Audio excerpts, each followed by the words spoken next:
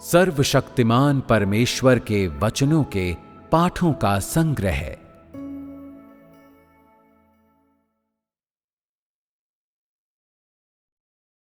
जो सत्य का अभ्यास नहीं करते हैं उनके लिए एक चेतावनी।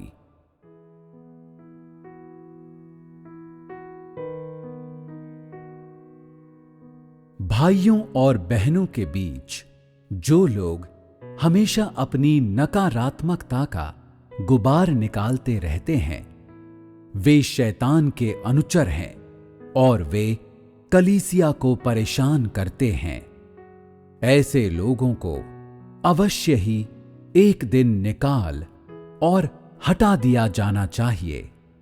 परमेश्वर में अपने विश्वास में अगर लोगों के अंदर परमेश्वर के प्रति श्रद्धा भाव से भरा दिल नहीं है, अगर ऐसा दिल नहीं है जो परमेश्वर के प्रति आज्ञाकारी है, तो ऐसे लोग न सिर्फ परमेश्वर के लिए कोई कार्य कर पाने में असमर्थ होंगे, बल्कि इसके विपरीत वे ऐसे लोग बन जाएंगे जो परमेश्वर के कार्य में बाधा उपस्थित करते हैं और उसकी उपेक्षा करते हैं। परमेश्वर में विश्वास करना किंतु उसकी आज्ञा का पालन नहीं करना या उसका आदर नहीं करना और उसके बजाय उसका प्रतिरोध करना किसी भी विश्वासी के लिए सबसे बड़ा कलंक है।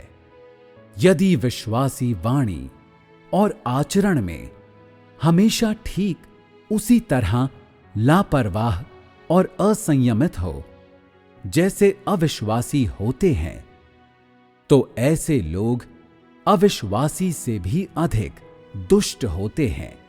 ये मूल रूप से राक्षस हैं जो कलीसिया के भीतर विषैली दुर्भावनापूर्ण बातों का गुबार निकालते हैं और साथ ही ऐसे लोग भाइयों और बहनों के बीच अफवाहें फैलाते हैं, असामंजस्यता को भड़काते हैं और गुटबाजी करते हैं। उन सभी को कलीसिया से निकाल दिया जाना चाहिए था। हालांकि क्योंकि ये अब परमेश्वर के कार्य का एक भिन्न युग है, इसलिए ऐसे लोगों को प्रतिबंधित कर दिया गया है, क्योंकि ये निश्चित रूप से हटाए जाने की वस्तुएं हैं। शैतान के द्वारा भ्रष्ट कर दिए गए सभी लोगों के भ्रष्ट स्वभाव हैं। हालांकि कुछ लोग बस भ्रष्ट स्वभावों वाले ही हैं, जबकि अन्य ऐसे हैं जो इन बातों में भिन्न हैं कि न केवल उनके शैतानी स्वभाव हैं, बल्कि उनकी प्रकृति चरम रूप से विद्वेषपूर्ण है। ऐसे लोग जो कुछ भी करते और कहते हैं, उससे न केवल दूषित शैतानी स्वभाव प्रकट होता है, बल्कि ये भी प्रकट होता है कि वे असली इब्लीस शैतान हैं। ये लोग जो कुछ भी करते हैं, उससे बस परमेश्वर के कार्य में बाधा ही पड़ती है।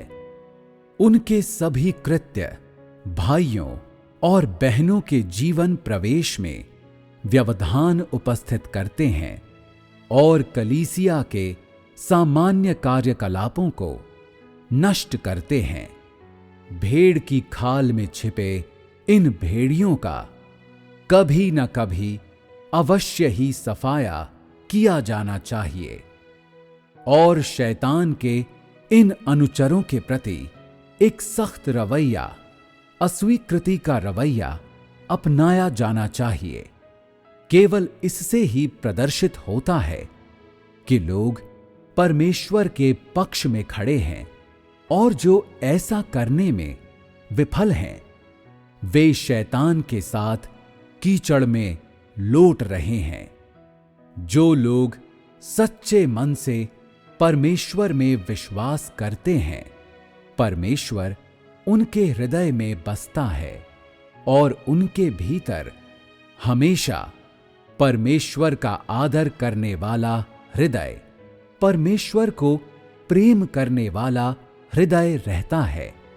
जो लोग परमेश्वर में विश्वास करते हैं, उन्हें सावधानी और समझदारी से कार्यों को करना चाहिए और वे जो कुछ भी करें वो परमेश्वर की अपेक्षा के अनुसार होना चाहिए और उसके हृदय को संतुष्ट करने में सक्षम होना चाहिए। उन्हें मनमाने ढंग से कुछ भी करते हुए दुराग्रही नहीं होना चाहिए, जो कि संतों की शिष्टता के अनुकूल नहीं है। लोग प्रवंचना और छल करते हुए सभी जगहों पर परमेश्वर का ध्वज लहराते हुए उन्मत्त होकर नहीं भाग सकते हैं। ये सर्वाधिक विद्रोही प्रकार का आचरण है। परिवारों के अपने नियम होते हैं और राष्ट्रों के अपने कानून होते हैं। क्या परमेश्वर के परिवार में ऐसा और भी अधिक नहीं है? क्या मानक और भी अधिक सख्त नहीं है? क्या और भी अधिक प्रशासनिक आदेश नहीं हैं? लोग जो चाहें वो करने के लिए स्वतंत्र हैं, परंतु परमेश्वर के प्रशासनिक आदेशों को इच्छानुसार नहीं बदला जा सकता है। परमेश्वर आखिर परमेश्वर है, जो मानवों से अपमान को सहन नहीं करता है। वो ऐसा परमेश्वर है जो लोगों को मौत दे देता है। क्या लोग वास्तव में ये सब पहले से ही नहीं जानते हैं? सभी कलीसियाओं में, समागम में विध्वंसकारी सदस्य होते हैं। उन सभी में ऐसे सदस्य होते हैं जो परमेश्वर के कार्य में व्यवधान डालते हैं। ये लोग शैतान का छद्म वेश हैं, जो परमेश्वर के परिवार में घुस गए हैं। ऐसे लोग छद्म वेश धारण करने में विशेष रूप से अच्छे होते हैं। मेरे समक्ष विनीत भाव से आकर नमन करते हुए नतमस्तक होते हैं, खुजली वाले कुत्ते की तरह व्यवहार करते हैं। अपने उद्देश्य को पाने के लिए अपना सर्वस्व न्योछावर करते हैं, लेकिन जब भाइयों और बहनों से सामना होता है तो वे अपना कुरूप पक्ष प्रकट कर देते हैं। जब वे ऐसे लोगों को देखते हैं जो सत्य का अभ्यास करते हैं तो वे उन पर आक्रमण कर देते हैं, उन्हें एक ओर कर देते हैं। और जब वे ऐसे लोगों को देखते हैं जो उनसे भी अधिक भयंकर हैं तो फिर उनकी चाटुकारिता करने लगते हैं, उनके आगे गिड़गिड़ाने लगते हैं। कलीसिया के भीतर वे आतताइयों की तरह व्यवहार करते हैं। ऐसा कहा जा सकता है कि ऐसे स्थानीय गुंडे और ऐसे पालतू कुत्ते अधिसंख्य कलीसियाओं में मौजूद हैं। ऐसे लोग मिलकर आसपास मुखबिरी करते हैं, आंखें झपकाकर और गुप्त संकेतों से एक दूसरे को इशारे करते हैं, और इनमें से कोई भी सत्य का अभ्यास नहीं करता है। जिस किसी में भी सबसे अधिक विष होता है वो प्रमुख राक्षस होता है, और जिसकी भी सबसे अधिक प्रतिष्ठा होती है वो इनकी अगुवाई करता है और इनका परचम बुलंद रखता है। ऐसे लोग कलीसिया में उपद्रव मचाते हैं, नकारात्मकता फैलाते हुए मौत का तांडव करते हैं, मन मर्जी करते हैं, जो चाहे बकते हैं। किसी की भी इन्हें रोकने की हिम्मत नहीं होती है। ये शैतानी स्वभावों से भरे होते हैं। जैसे ही ये लोग व्यवधान पैदा करते हैं, वैसे ही कलीसिया में मौत की घुटन छा जाती है। कलीसिया के भीतर के जो लोग सत्य का अभ्यास करते हैं, वे एक ओर फेंक दिए जाते हैं और वे अपना भरसक प्रयास करने की योग्यता को गंवा देते हैं। जबकि जो कलीसिया में परेशानियां खड़ी करते हैं और जिनसे मौत पसरती है, वे कलीसिया में उपद्रव मचाते फिरते हैं। इस तरह की कोई भी कलीसिया बस शैतान के कब्जे में है और इसका सम्राट इब्लीस ही है। यदि समागम के सदस्य उठ खड़े नहीं होते हैं और उन प्रमुख राक्षसों को बाहर नहीं करते हैं, तो वे भी देर सवेर बर्बाद हो जाएंगे। अब से ऐसी कलीसियाओं के खिलाफ उपाय अवश्य किए जाने चाहिए। यदि ऐसी कलीसिया के समागम के सदस्य जो थोड़ा सा सत्य का अभ्यास करने में सक्षम हैं, इसकी खोज करने में संलग्न नहीं होते हैं, तो उस कलीसिया पर पाबंदी लगा दी जानी चाहिए। यदि कलीसिया में ऐसा कोई भी नहीं है जो सत्य का अभ्यास करने का इच्छुक है, ऐसा कोई नहीं है जो परमेश्वर की गवाही दे सकता हो, तो उस कलीसिया को पूरी तरह से अलग थलग कर दिया जाना चाहिए और अन्य कलीसियाओं के साथ उनके संबंध विच्छेद कर दिए जाने चाहिए। इसे दफन कर मृत्यु देना कहते हैं। इसे शैतान को बहिष्कृत करना कहते हैं। यदि कोई कलीसिया कई स्थानीय गुंडों और साथ ही कुछ छोटी मोटी मक्खियों से युक्त, जिनमें विवेक का पूर्णतः अभाव है, जो उनके आसपास अनुसरण करती हैं, और यदि समागम के सदस्य सत्य देख लेने के बाद भी इन गुंडों की जकड़न और हेर फेर से मुक्त नहीं हो पा रहे हैं, तो उन सभी मूर्खों का अंत में सफाया कर दिया जाएगा।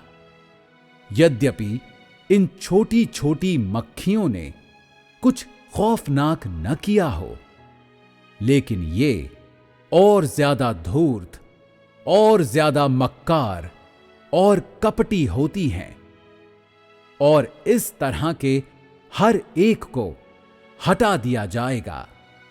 एक भी नहीं बचेगा। जो शैतान से संबंधित हैं, वे शैतान के पास लौट जाएंगे, जबकि जो परमेश्वर से संबंधित हैं, वे निश्चित रूप से सत्य की खोज में चले जाएंगे। ये उनकी प्रकृति के अनुसार तय होता है। उन सभी को नष्ट हो जाने दो जो शैतान का अनुसरण करते हैं। इन लोगों के प्रति कोई दया भाव नहीं दिखाया जाएगा। जो सत्य के खोजी हैं, उनका भरण पोषण होने दो और वे अपने हृदयों की तृप्ति तक परमेश्वर के वचनों में आनंद प्राप्त करें। परमेश्वर धार्मिक है और वो किसी के प्रति भी पक्षपात नहीं करता है। यदि तू एक इब्लीस है तो तू सत्य का अभ्यास करने में अक्षम है, और यदि तू कोई ऐसा है जो सत्य की खोज करता है तो ये निश्चित है कि तू शैतान का बंदी नहीं बनेगा। इसमें किसी प्रकार का कोई संदेह नहीं है।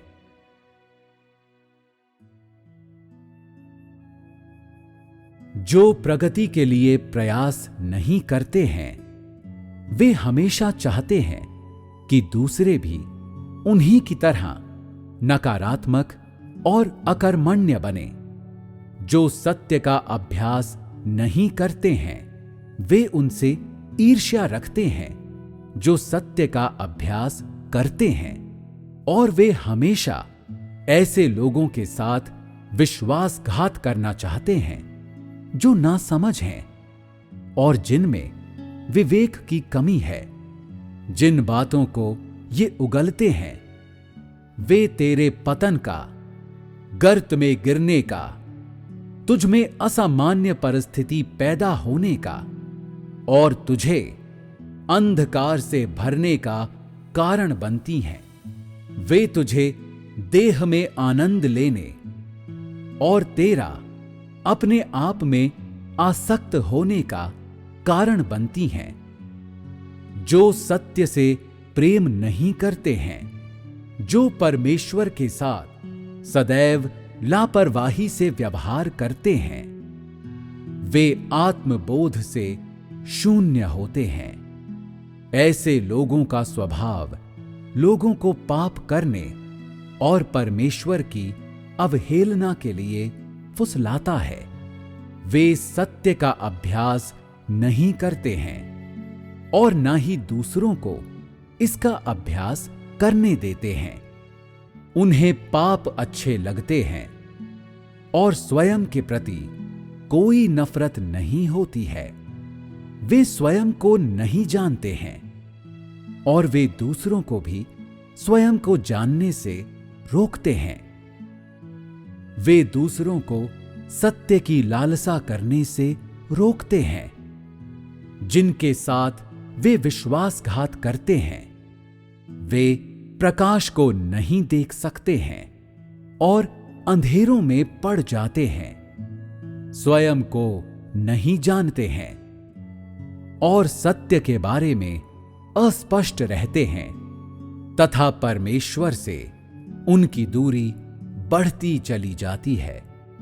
वे सत्य का अभ्यास नहीं करते हैं और वे दूसरों को भी सत्य का अभ्यास करने से रोकते हैं और उन सभी मूर्खों को अपने सामने लाते हैं। बजाय ये कहने के कि वे परमेश्वर में विश्वास करते हैं, ये कहना अधिक उपयुक्त होगा कि वे अपने पूर्वजों में विश्वास करते हैं, या कि वे जिसमें विश्वास करते हैं वे उनकी प्रतिमाएं हैं। उन लोगों के लिए जो परमेश्वर का अनुसरण करने का दावा करते हैं, अपनी आंखें खोलना और इस बात को ध्यान से देखना सर्वोत्तम रहेगा कि दरअसल वे किस में विश्वास करते हैं।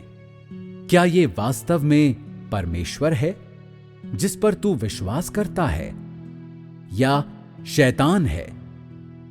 यदि तू जानता कि जिस पर तू विश्वास करता है वो परमेश्वर नहीं है बल्कि तेरी स्वयं की प्रतिमाएं हैं, तो फिर यही सबसे अच्छा होता यदि तू विश्वासी होने का दावा नहीं करता।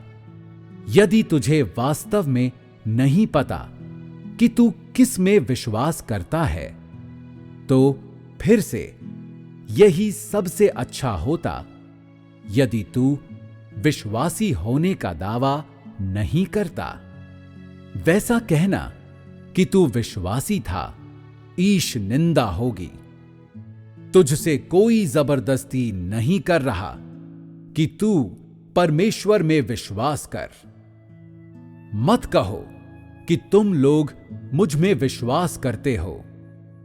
मैं ऐसी बहुत सी बातें बहुत पहले बहुत सुन चुका हूं और इसे दोबारा सुनने की इच्छा नहीं है, क्योंकि तुम जिनमें विश्वास करते हो वे तुम लोगों के मन की प्रतिमाएं और तुम लोगों के बीच स्थानीय गुंडे हैं। जो लोग सत्य को सुनकर अपनी गर्दन ना में हिलाते हैं, जो मौत की बातें सुनकर अत्यधिक मुस्कुराते हैं, वे शैतान की संतान हैं और नष्ट कर दी जाने वाली वस्तुएं हैं। ऐसे कई लोग कलीसिया में मौजूद हैं जिनमें कोई विवेक नहीं है, और जब कुछ कपटपूर्ण घटित होता है तो वे शैतान के पक्ष में जा खड़े होते हैं। जब उन्हें शैतान का अनुचर कहा जाता है तो उन्हें लगता है कि उनके साथ अन्याय हुआ है, और कोई कह सकता है कि उनमें विवेक नहीं है, लेकिन वे हमेशा उस पक्ष में खड़े होते हैं जहां सत्य नहीं होता है। ऐसा एक भी महत्वपूर्ण समय नहीं हुआ है जब वे सत्य के पक्ष में खड़े हुए हों। एक बार भी उन्होंने सत्य के पक्ष में खड़े होकर दलील पेश नहीं की। तो क्या वे वाकई विवेकहीन हैं? वे हमेशा शैतान के पक्ष में क्यों खड़े होते हैं? वे कभी भी एक भी शब्द ऐसा क्यों नहीं बोलते हैं जो निष्पक्ष हो या सत्य के समर्थन में तार्किक हो?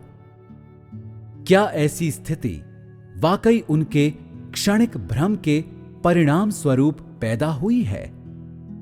लोगों में विवेक की जितनी कमी होगी, वे सत्य के पक्ष में उतना ही कम खड़ा हो पाएंगे। इससे क्या जाहिर होता है?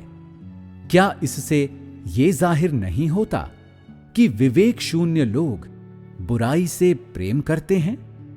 क्या इससे यह जाहिर नहीं होता कि वे शैतान की निष्ठावान संतान हैं? ऐसा क्यों है कि वे हमेशा शैतान के पक्ष में खड़े होकर उसी की भाषा बोलते हैं? उनका हर शब्द और कर्म और उनके चेहरे के हाव भाव ये सिद्ध करने के लिए पर्याप्त हैं कि वे सत्य के किसी भी प्रकार के प्रेमी नहीं हैं, बल्कि वे ऐसे लोग हैं जो सत्य से घृणा करते हैं। शैतान के साथ उनका खड़ा होना ये सिद्ध करने के लिए पर्याप्त है कि शैतान इन तुच्छ इब्लिसों को वाकई में प्रेम करता है, जो शैतान की खातिर लड़ते हुए अपना जीवन व्यतीत कर देते हैं। क्या ये सभी तथ्य पूरी तरह से स्पष्ट नहीं है? यदि तू वाकई ऐसा व्यक्ति है जो सत्य से प्रेम करता है, तो फिर तेरे मन में ऐसे लोगों के लिए सम्मान क्यों नहीं हो सकता है जो सत्य का अभ्यास करते हैं? तो फिर तू तुरंत ऐसे लोगों का अनुसरण क्यों करता है जो उनकी अभिव्यक्ति बदलने के क्षण भर में ही सत्य का अभ्यास नहीं करते हैं? ये किस प्रकार की समस्या है? मुझे परवाह नहीं कि तुझ में विवेक है या नहीं। मुझे परवाह नहीं कि तूने कितनी बड़ी कीमत चुकाई है। मुझे परवाह नहीं कि तेरी शक्तियां कितनी बड़ी हैं, और ना ही मुझे इस बात की परवाह है कि तू एक स्थानीय गुंडा है या कोई ध्वजधारी अगुवा है। यदि तेरी शक्तियां अधिक हैं तो वो शैतान की ताकत की मदद से हैं। यदि तेरी प्रतिष्ठा अधिक है तो वो महज इसलिए है क्योंकि तेरे आसपास बहुत से ऐसे हैं जो सत्य का अभ्यास नहीं करते हैं। यदि तू निष्कासित नहीं किया गया है तो वो इसलिए है क्योंकि अभी निष्कासन का समय नहीं है, बल्कि अभी ये समय हटाने करने का है। तुझे निष्कासित करने की कोई जल्दी नहीं है। मैं तो बस उस दिन के आने की प्रतीक्षा कर रहा हूं जब तुझे हटा देने के बाद दंडित किया जाएगा। जो कोई भी सत्य का अभ्यास नहीं करता है वो हटा दिया जाएगा। जो लोग सचमुच में परमेश्वर में विश्वास करते हैं, ये वे लोग हैं जो परमेश्वर के वचनों को अभ्यास में लाने को तैयार रहते हैं और सत्य को अभ्यास में लाने को तैयार हैं। जो लोग सचमुच में परमेश्वर की गवाही दे सकते हैं, ये वे लोग हैं जो उसके वचनों को अभ्यास में लाने को तैयार हैं और जो सचमुच सत्य के पक्ष में खड़े हो सकते हैं। जो लोग चालबाजियों और अन्याय का सहारा लेते हैं, उनमें सत्य का अभाव होता है। वे सभी परमेश्वर को लज्जित करते हैं। जो लोग कलीसिया में कलह में संलग्न रहते हैं, वे शैतान के अनुचर हैं और शैतान के मूर्त रूप हैं। इस प्रकार का व्यक्ति बहुत द्वेषपूर्ण होता है, जिन लोगों में विवेक नहीं होता और सत्य के पक्ष में खड़े होने का सामर्थ्य नहीं होता। वे सभी दुष्ट इरादों को आश्रय देते हैं और सत्य को मलिन करते हैं। ये लोग शैतान के सर्वोत्कृष्ट प्रतिनिधि हैं। ये छुटकारे से परे हैं और वास्तव में हटा दिए जाने वाली वस्तुएं हैं। परमेश्वर का परिवार उन लोगों को बने रहने की अनुमति नहीं देता है जो सत्य का अभ्यास नहीं करते हैं, और न ही ये उन लोगों को बने रहने की अनुमति देता है जो जानबूझकर कलीसियाओं को ध्वस्त करते हैं। हालांकि अभी निष्कासन के कार्य को करने का समय नहीं है। ऐसे लोगों को सिर्फ उजागर किया जाएगा और अंत में हटा दिया जाएगा। इन लोगों पर व्यर्थ का कार्य और नहीं किया जाना है, जिनका संबंध शैतान से है। वे सत्य के पक्ष में खड़े नहीं रह सकते हैं, जबकि जो सत्य की खोज करते हैं वे सत्य के पक्ष में खड़े रह सकते हैं। जो लोग सत्य का अभ्यास नहीं करते हैं, वे सत्य के वचन को सुनने के अयोग्य हैं और सत्य के लिए गवाही देने के अयोग्य हैं। सत्य बस उनके कानों के लिए नहीं है, बल्कि ये उन पर निर्देशित है जो इसका अभ्यास करते हैं। इससे पहले कि हर व्यक्ति का अंत प्रकट किया जाए, जो लोग कलीसिया को परेशान करते हैं और परमेश्वर के कार्य में व्यवधान डालते हैं, अभी के लिए उन्हें सबसे पहले एक ओर छोड़ दिया जाएगा और उनसे बाद में निपटा जाएगा। एक बार जब कार्य पूरा हो जाएगा तो इन लोगों को एक के बाद एक करके उजागर किया जाएगा और फिर हटा दिया जाएगा। फिलहाल जबकि सत्य प्रदान किया जा रहा है तो उनकी उपेक्षा की जाएगी। जब मनुष्य जाति के सामने पूर्ण सत्य प्रकट कर दिया जाता है तो उन लोगों को हटा दिया जाना चाहिए। यही वो समय होगा जब लोगों को उनके प्रकार के अनुसार वर्गीकृत किया जाएगा। जो लोग विवेक शून्य हैं, वे अपनी तुच्छ चालाकी के कारण दुष्ट लोगों के हाथों विनाश को प्राप्त होंगे, और ऐसे लोग दुष्ट लोगों के द्वारा पथ भ्रष्ट कर दिए जाएंगे तथा लौटकर आने में असमर्थ होंगे। इन लोगों के साथ इसी प्रकार पेश आना चाहिए, क्योंकि इन्हें सत्य से प्रेम नहीं है, क्योंकि ये सत्य के पक्ष में खड़े होने में अक्षम हैं, क्योंकि ये दुष्ट लोगों का अनुसरण करते हैं। ये दुष्ट लोगों के पक्ष में खड़े होते हैं, क्योंकि ये दुष्ट लोगों के साथ साठगांठ करते हैं और परमेश्वर की अवमानना करते हैं। वे बहुत अच्छी तरह से जानते हैं कि वे दुष्ट लोग दुष्टता विकीर्ण करते हैं, मगर वे अपना हृदय कड़ा कर लेते हैं और उनका अनुसरण करने के लिए सत्य के विपरीत चलते हैं। क्या ये लोग जो सत्य का अनुसरण नहीं करते हैं, लेकिन जो विनाशकारी और घृणास्पद कार्यों को करते हैं, दुष्टता नहीं कर रहे हैं? यद्यपि उनमें से कुछ ऐसे हैं जो अपने आप को सम्राटों की तरह पेश करते हैं, और कुछ ऐसे हैं जो उनका अनुसरण करते हैं, किंतु क्या परमेश्वर की अवहेलना करने की उनकी प्रकृति एक सी नहीं है?